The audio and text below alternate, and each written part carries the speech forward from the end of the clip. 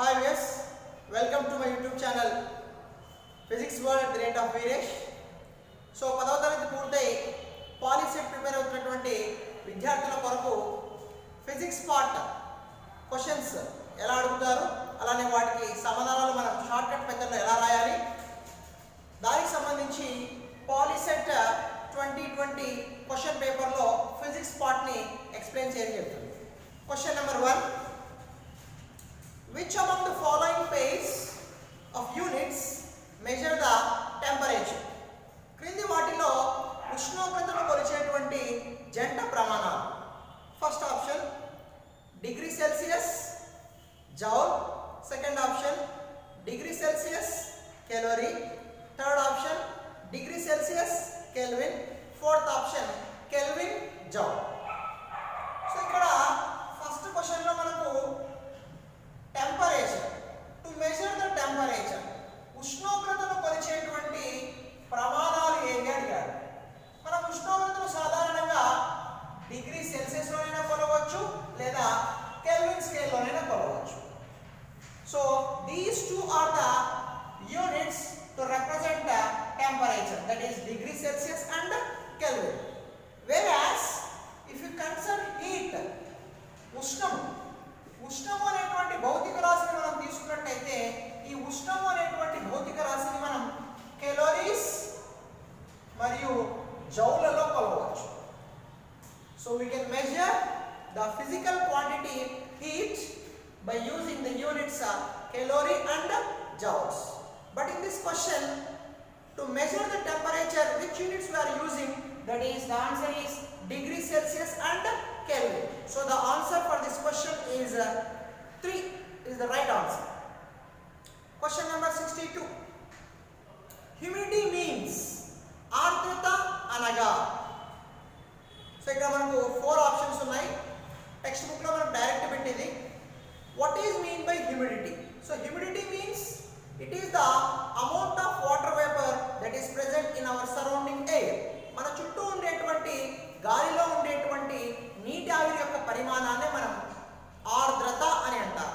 So కాబట్టి మనకి ఇచ్చినటువంటి 4 ఆప్షన్స్ లో second option amount of water vapour in atmospheric air, గాలిలో ఉండేటువంటి నీటి ఆవిరి యొక్క పరిమాణాన్ని ఆర్ద్రత అంటారు. So the answer for this question is second option. Question number 63. 40 grams of water at 60 degrees Celsius is added to 60 grams of water at 30 degrees Celsius. The final temperature of the mixture is 60 డిగ్రీల Celsius ఉష్ణోగ్రత కలిగినటువంటి నీటిని 30 డిగ్రీల Celsius ఉష్ణోగ్రత కలిగిన 60 గ్రాముల నీటికి కలిపారు.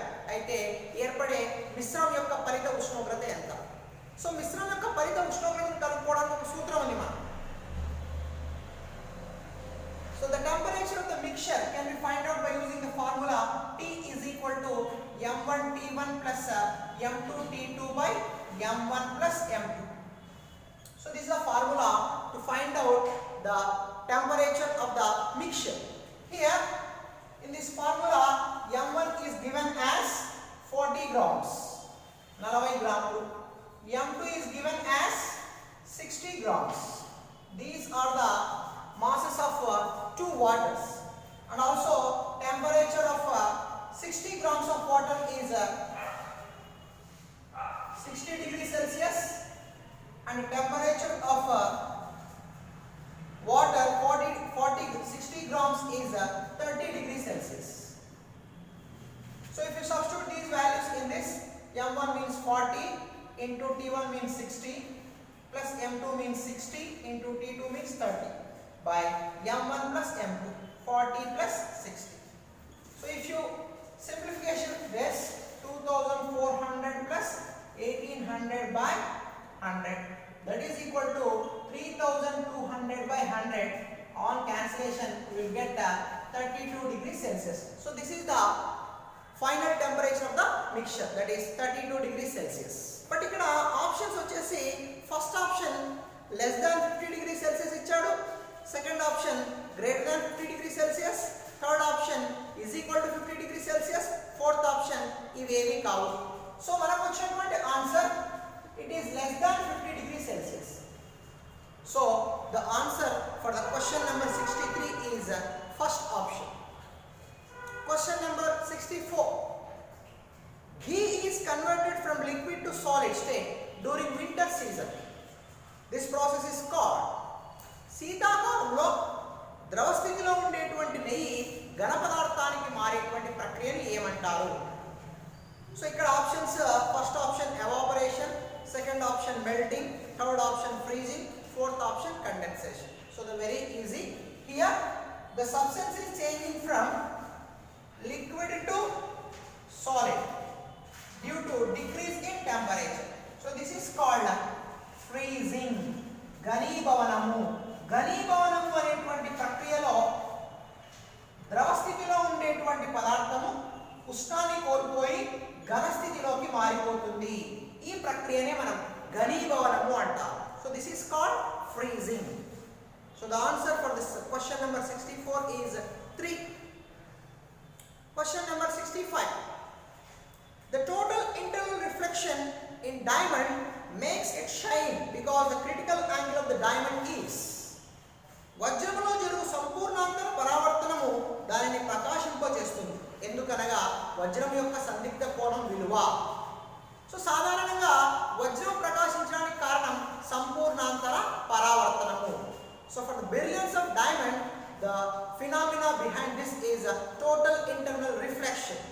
So actually the critical angle in the diamond is very less, that is 24.4 degrees Celsius. That means if the light rays incident on the diamond more than 24.4 degrees Celsius, those light rays undergoes total internal reflection and hence the diamond becomes brilliant, that is shine. వజ్రం ప్రకాశించడానికి కారణం ఏంటి అంటే వజ్రం యొక్క సందిగ్ధ కోణం critical angle చాలా తక్కువ, అంటే 24.4 డిగ్రీల కంటే ఎక్కువ కోణంతో పతనమయ్యేటువంటి కాంతి కిరణాలన్నీ సంపూర్ణాంతర పరావర్తనం చెందుతాయి కాబట్టి వజ్రం ప్రకాశిస్తుంది. Question number 66. A rectangular tank of depth 4 meters is full of water of refractive index 4/3. When viewed from the top, the bottom of the tank is seen at a depth of 4 మీటర్ల లోతు కలిగినటువంటి దీర్ఘ చతురస్రాకార tank నిండుగా 4/3 వక్రీభవన గుణకం కలిగినటువంటి నీటిలో నిండి ఉంది. పైనుండి చూసినప్పుడు ట్యాంకు అడుగు భాగం కనిపించే లోతు. ట్యాంకు నిజమైన లోతు ఏమో 4 మీటర్లు ఉంది. మనము గాలి నుండి నీటిలోకి చూసినప్పుడు ఆ కనిపించేటువంటి లోతు దాన్నే దృశ్య లోతు అంటారు. So that is known as apparent depth. So generally the apparent depth is lower than the real depth. So here a formula is there to determine apparent depth. మనం కనిపించేటువంటి దృశ్య లోతును కనుక్కోవడం ఒక సూత్రం ఉంది. So the formula for apparent depth is equal to దృశ్య లోతు is equal to real depth, నిజమైనటువంటి లోతు అంటే ఆ ట్యాంకు నిజంగా ఎంత లోతులో ఉంది, by refractive index of the medium. Refractive index of the medium ఆ యానకం యొక్క వక్రీభవన గుణకము. So this is the formula. So ఇక్కడ మన క్వశ్చన్ లో అప్పారెంట్ డెప్త్ మనం కనుక్కోవాలి. రియల్ డెప్త్ ఎంత ఇచ్చాడు? 4 meters అని ఇచ్చాడు. By the refractive index of the water will be given as 4/3. So that is 4 into on division of these two fractions we get 4 into 3/4. 4 get cancelled. So the answer is 3 meters. Question number 67. To examine the internal organs of human body through light, the doctors used. మానవ శరీరం నందల అంతర్గత అవయవాలను కాంతి ద్వారా పరీక్షించుటకు డాక్టర్లు ఏ పరికరాన్ని వాడతారు? So it is very easy. Stethoscope, centrifuge, steriliser, optical fibre. So మనకు optical fibre అనేటువంటి పరికరంలోనే సంపూర్ణాంతర పరావర్తనమైనటువంటి ప్రక్రియ ఇమిడి ఉంటుంది. దాని ద్వారానే శరీరంలో ఉండేటువంటి అంతర్గత భాగాల్ని చూడవచ్చు. So the answer for this question is optical fibre. Question number 68. A bird is flying vertically downwards the surface of water of a lake with constant speed. For the fish inside the water exactly below the bird appears to be. ఒక పక్షి ఒక నీటి సరస్సు ఉపరితలము దిశలో నిట్ట నిలువుగా క్రిందకు సమవేగముతో ప్రయాణిస్తున్నది. ఆ పక్షి దిగువ దిశలో నీటి యందు ఒక చాప ఆ పక్షి ఏ విధంగా కనిపిస్తుంది? ఇక్కడ father than the actual distance, యథార్థ దూరం కన్నా తక్కువ దూరంగా కనిపిస్తుంది. Closure than the actual distance, యథార్థ దూరం కన్నా తక్కువ దగ్గరగా కనిపిస్తుంది. అట్ ద యాక్చువల్ డిస్టెన్స్, అదే స్థానంలోనే కనిపిస్తుంది. None of these. సో దీన్ని మనం సాల్వ్ చేయడానికి, సో ఇది మనకు లేక్ అనుకుందాం, సరస్సు అనుకుందాం. ఇందులో మనకు ఒక ఫిష్ ఉంది, చేప ఉంది. కరెక్ట్గా ఎగ్జాక్ట్గా చేప పైననే ఇక్కడ ఒక bird is flying. It is the bird. So here I am considering two light rays that are coming from the bird. So one light ray is coming perpendicular to the surface. Then it does not undergo any refraction. That's why it travels in the same direction.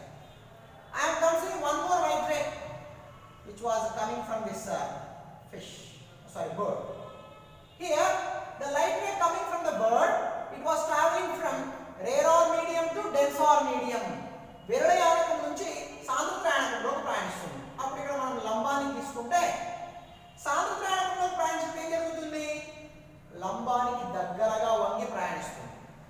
అలా this deviated light ray travels towards the normal. That light ray is appear to be like this.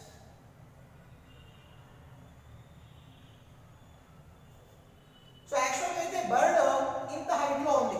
This is actual height h. But the bird is appear to be at a height more than the actual height h dash. So this is the apparent height, this is the real height. So ఇది నిజంగా ఉండేటువంటి ఎత్తు, కానీ ఆ లోపల ఉండేటువంటి ఆ చేపకు పక్షి చాలా ఎక్కువ దూరంలో ఎక్కువ ఎత్తులో ఉండేటట్టు కనిపిస్తుంది. కారణం ఏంటి అంటే కాంతి కిరణము విరళయానకం నుంచి సాంద్రయానకంలోకి ప్రయాణించేటప్పుడు లంబానికి దగ్గరగా వంగి ప్రయాణిస్తుంది. కాబట్టి ఆ కాంతి కిరణాన్ని మనం డైవర్జింగ్ అంటే పొడిగించినప్పుడు పైన ఉన్నటువంటి పక్షి నుంచి వస్తున్నట్టుగా కనిపిస్తుంది. Here the light ray gets deviated. So when it travels from rarer medium to denser medium, it will bends towards the normal and hence the bird is appear to be more height than the actual height. So the answer for this question is the bird appears more height than the actual height. యథార్థ దూరం కన్నా దూరంగా కనిపిస్తుంది. Question number 69. The angle between paraxial rays and the principal axis is. పారాక్సియల్ కిరణాలకి ప్రధాన అక్షానికి మధ్య కోణము. So which rays are called paraxial rays? ఏ కిరణాలని మనం పారాక్సియల్ కిరణాలు అంటారు? సాధారణంగా ఇలా కటకం తీసుకున్నప్పుడు ఇది ప్రధాన అక్షం. This is called principal axis. So it is P, it is F1, it is F2. So whenever we consider the light rays which are parallel to the principal axis, these are known as paraxial rays. Paraxial కిరణాలు అంటారు. ఇలా paraxial కిరణాలకి ఈ principal axis ప్రధాన అక్షానికి మధ్య కోణం ఎంత అంటే ఈ రెండు కూడా సమాంతరంగా ఉన్నాయి కాబట్టి వాటి మధ్య కోణము 0 డిగ్రీలు అవుతుంది. The angle between the paraxial rays and the principal axis is 0 degrees. Question number 70. A convex lens of focal length 10 centimeters. If u is the object distance, then the image distance is given by. ఒక కుంభాకార కటకం యొక్క నాభ్యంతరం 10 సెంటీమీటర్లు, u వస్తు దూరం అయితే ప్రతిబింబ దూరం. మనకు కటక సూత్రం ఉంది. Question number 70. According to lens formula, కటక సూత్రం ప్రకారము 1/f is equal to 1/v minus 1/u. So ఈ ఫార్ములాలో మనం సబ్స్టిట్యూట్ చేసేటప్పుడు సైన్ కన్వెన్షన్ రూల్స్ ఫాలో కావాలి. So here the f is given as 10 centimeters. Here we are giving plus sign because we are using convex lens. ఇక్కడ మన కుంభాకార కటకం ఇచ్చాడు కాబట్టి కుంభాకార కటకం యొక్క నాభ్యంతరము ధనాత్మకం అవుతుంది.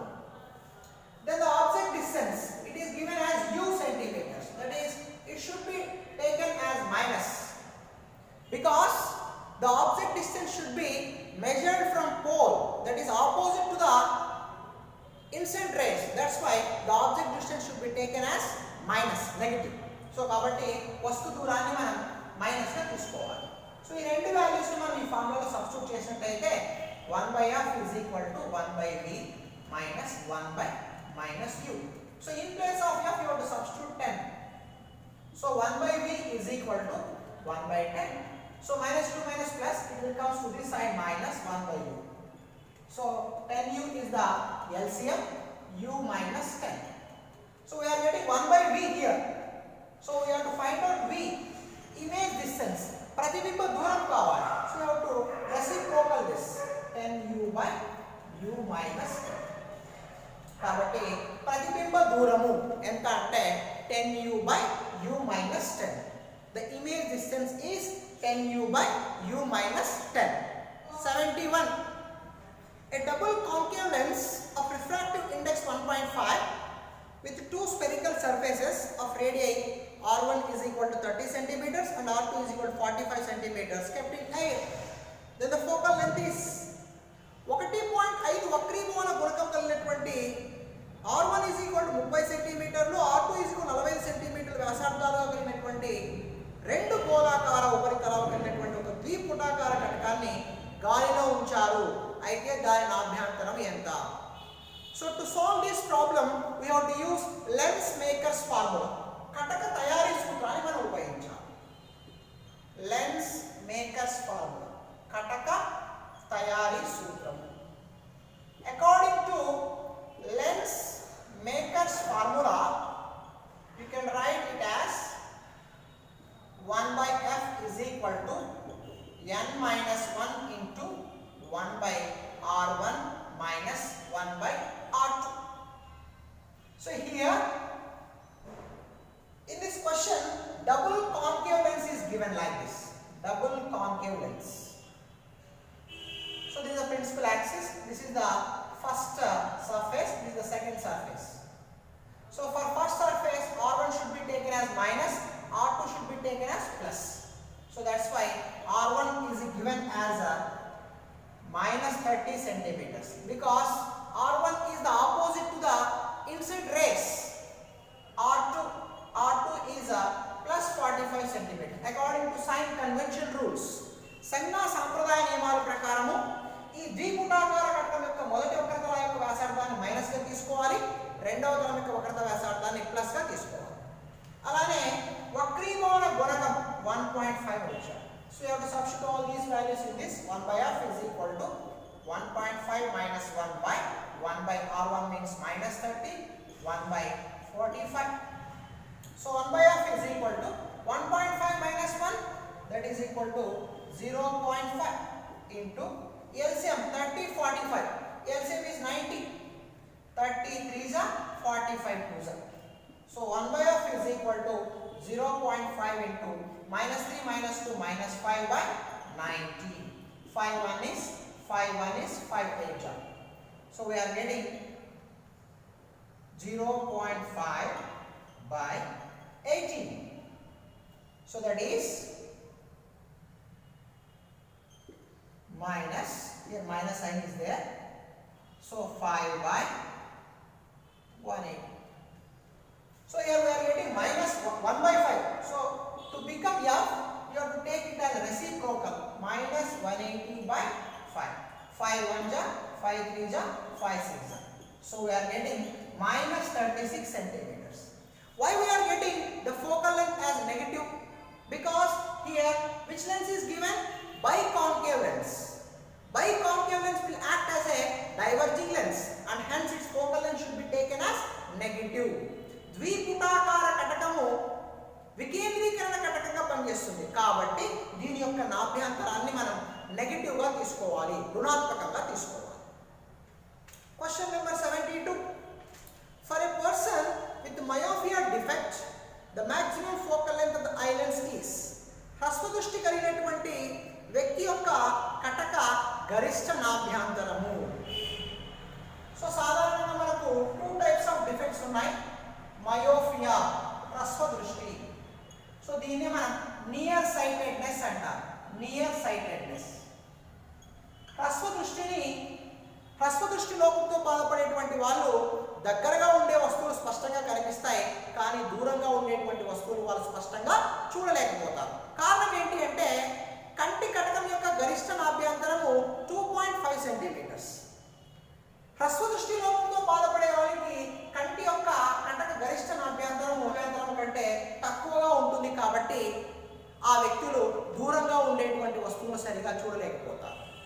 So that's why for myopia person the maximum focal length of the eye lens is less than 2.5 centimeters and hence they can't see the objects which are far away from us.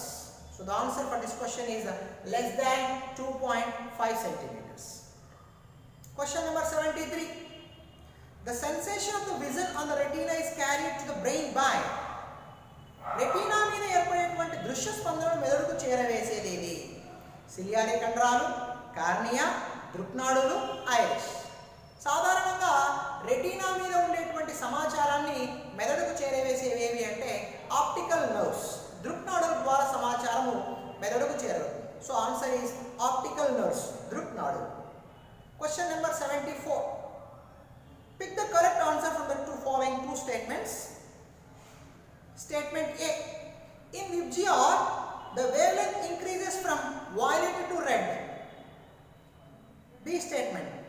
In VIBGYOR, refractive index increases from violet to red. So in the options lo only A is true, only D is true, both A and B are true, both A and B are false. We are considering prism. So it is a prism. When we pass white light through prism, it will split up into 7 colors. So this is called dispersion of light, like this. We are getting totally 7 colors: violet, indigo, blue, green, yellow, orange, red. Totally 7 colors we are getting. So if you consider all these colors, VIBGYOR, all these colors, in all these colors, violet is the least wavelength and red color is the highest wavelength. Violet color ku takkuva taranga dairgham untundi, red color ku ekkuva taranga dairgham untundi. Atle ikkada meer observe cheste ekkuvaga deviate ayinatuvanti light edi violet. That means it will undergo more refraction due to its less wavelength. But here the red color undergoes least refraction due to its more wavelength. So that's why here red is more wavelength, but n is inversely proportional to lambda. The refractive index of the color is inversely proportional to wavelength of the color. If the wavelength is more, then it undergoes less refraction. If the wavelength of the light is less, it undergoes more refraction. So that's why the violet undergoes more refraction and the red undergoes less refraction. So in the given two statements, only A statement is right because the wavelength of light increases from violet to red. But in the B statement is given as refractive indices increases from violet to red.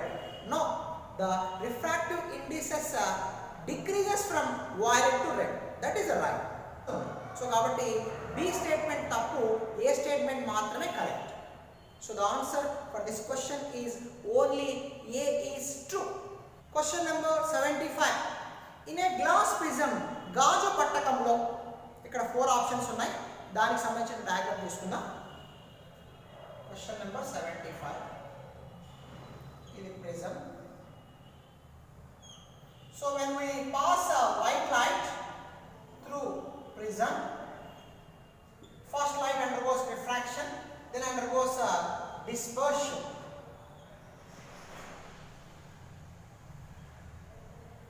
Totally the white light is splitting into 7 colors. Those are V for violet, I for indigo, B for blue, G for green, Y for yellow, O for orange, R for red. Totally we are getting VIBGR. Among all these colors, here in the given options the red and green color are compared. Here the green color undergoes more refraction. That means it undergoes more dispersion when compared to red color. So that's why the dispersion of green color is more than red color. ఆకుపచ్చ రంగు యొక్క కాంతి యొక్క విక్షేపణము ఎరుపు రంగుతో పోల్చినప్పుడు ఎక్కువగా ఉంటుంది అని చెప్తారు. So the answer for this question is first option. Thank you for watching this video, and you can if you like this video, share to your friends and relatives. Thank you.